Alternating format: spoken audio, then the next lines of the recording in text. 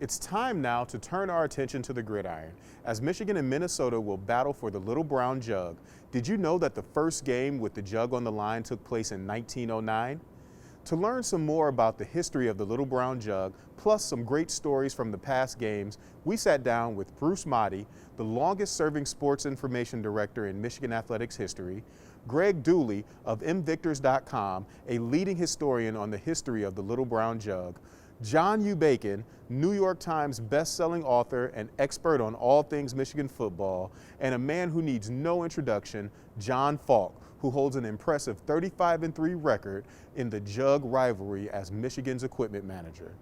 Here's a preview of their conversation, as the full conversation will premiere tomorrow morning at 9 a.m. on the Michigan Alumni Facebook page. Trust me, you won't want to miss it.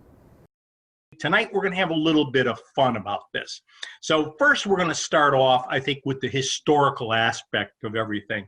And I'm going to start off with Greg. Greg, you know, you were the one who literally took the Little Brown Jug and told the story that probably was not the type of story we all knew, but it was really the first time anything was ever put in writing and you put it into context about what is the Little Brown Jug, how did it start, where did it go, when did it get lost, when did it get found, and is this the real Little Brown Jug we're talking about?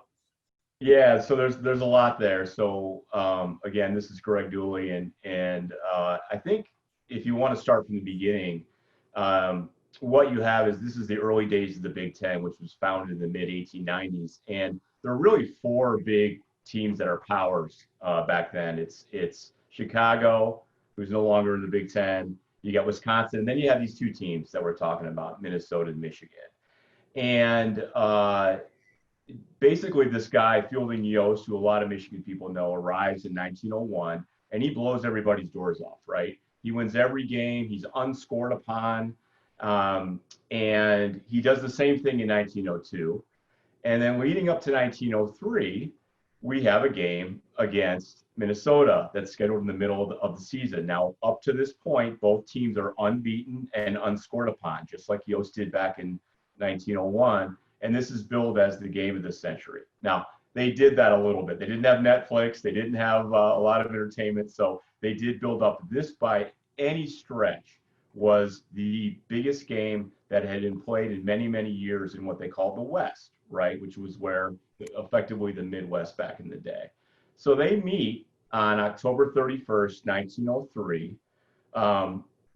Betting is going on, ticket scalping, all kinds of stuff. It's a hugely hotly contested battle. The Michigan scores in the second half, and Minnesota adds a late touchdown very late in the game, and the fans storm the field. The game ends in a 6-6 tie. It's the first time that Fielding H. Yost, since he arrived, came away without a win in a game. The legend goes is that in the haste to leave the field, Michigan left this prized water jug, which was bought before the game. It's a stoneware crock, 5 gallons, to hold water. They didn't have Gatorade water jugs back then, so they typically supplied or had these things in the sideline. Michigan left the jug behind. Some say it was a strategy of Yost to make sure that Minnesota didn't mess with his water, so he bought his own jug. But for whatever reason, it was left there. It was found a day or two later, most sources think Monday morning, by a guy named Oscar Munson, who found it. He brought it to the athletic director from Minnesota, and he told him in his thick Scandinavian accent that Yost left his jug. And what they did with that was they painted it up, and I have a kind of a replica here. Now, this is small, but they basically painted it Michigan Jug on one side, captured by Oscar, with the score of the game, which was 6-6, with a big giant 6 on the Minnesota side of the jug. And what happened next is where you get a lot of myths, right? Some people say, well, Yost wanted that back. You know, let me say one thing. Let me ask John this, but John, why did Yost want his own jug at that game? Well, you couldn't trust Minnesota.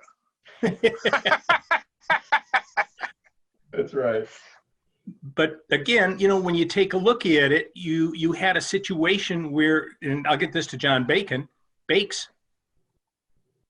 Did he trust Minnesota, as John pointed out? That's why he brought his own jug, wasn't it? No, Falk got it right. He bought the jug for what, 50 cents, I believe. I think it was closer to 30, but 30 cents. Okay. Yeah. You got it in my notes here somewhere. Yeah. In fact, all centered around a 30-cent water vessel. I can write this stuff but not remember it. That's the rule.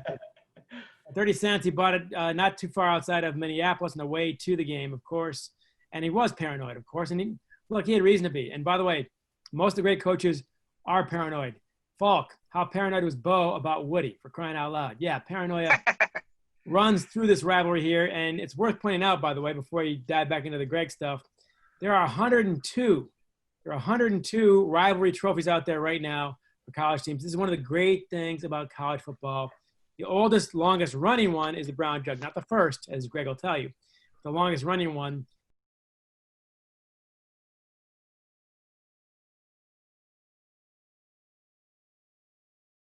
One thing about the jug, you know, and Bakes, you were saying how that's never been broken and all that stuff. It's one thing that's going on. But Greg, the biggest problem with the jug is what part of the jug? How do you have to hold that jug properly? well, I recommend, based on the Ryan Forey, the master potter at the Henry Ford's advice, either with two hands like this, right, or gently hold the handle. Don't jack the handle. Don't hold it. It's strong. It can be held like that. You'll see it. And it has been over the years. But always two hands so as to not put too much pressure. Chase Winovich. We're going to talk about that. Let's say how that one went. Because Chase Winovich, I was teaching your class, Bakes, when you were doing it. I was teaching your class.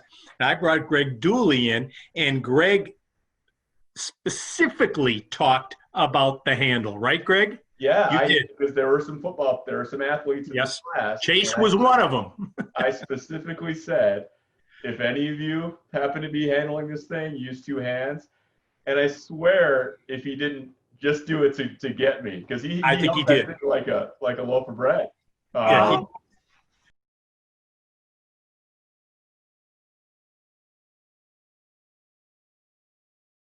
Followed by 2015 with Harbaugh back and you're back. Yeah. That was a big game because 2 weeks before, the bye week in the middle, Michigan loses that crazy punt game to Michigan State. To this day, I think it's second only to the band play, Stanford and Cal Berkeley. This crazy game, and you got 2 weeks to wait if we can play again. And the team kept its head together. Harbaugh kept them together. I think a very admirable job. But you go up to Minnesota, and you really can't lose twice in a row to maintain your momentum. So, well, the thing that was interesting about the 2015 game is that Jimmy called me, and he said, "Hey, John, I want you to fly with us to Minnesota this year." And I wasn't working for the team at the time, but I had helped Jimmy, volunteered to help him. He asked me to fly with him to Minnesota. He said, "I want you to be there for that jug." And I want you to know that was the first time in my life that I never had to worry about anything. I just waited. We held them on the goal line for two straight shots. In fact, they could have gone for a field goal to tie the game, but instead they elected to go for it and for the win. And we stopped them and won the game 29-26. And I'll be darned, I was the first one on the field. And I ran over there and got that jug, and I gave it to our players. And that was really the first time that I really enjoyed it, because most of the time you got a lot of things on your mind. How are you going to get the jug? What are you going to do? But this time I said, I'm going to have fun at this. And I did. And I was really thankful for Jim Harbaugh for having me come back to help get the jug in 2015.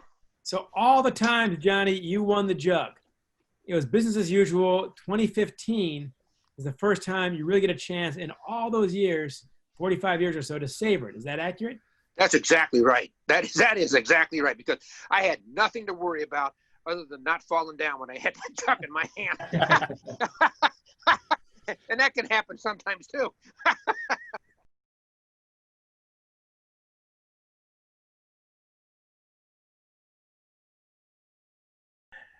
I'm going to say this, and I'll finish it off in this way. I think it's one of the great things about being part of the University of Michigan. As a player, as an administrator, as a fan, an alum, you have, and we all have, that great tradition. And I think the Little Brown Jug is probably the emblematic piece of that great tradition in sports for our athletic department. And just to see it, I think, means so much. So when everybody's watching that game on Saturday night and they see that Minnesota-Michigan game, and you hopefully you'll see us walk off the field or run off the field with that trophy, realize it's not just those players that won it. They've won it for the players back in 2003. They've won it for the fans. They've won it for everyone. It's part of the Michigan tradition. It's part of what we love about the University of Michigan. I want to thank Greg Dooley. I want to thank John Bacon, and I want to thank John Falk. All three of these gentlemen are good friends, great Michigan guys. John's a little bit more objective. He better be, because he's a journalist. Greg's a great historian, and John Falk, let me tell you, he's got more stories to tell than anybody else that I know. I want to thank everybody, and especially the University of Michigan Alumni Association, for allowing us to talk about the Little Brown Jug and have this discussion tonight. And it was an excellent way to kick off the 2020 football season. For all of us, everybody, good night and go blue. Go blue.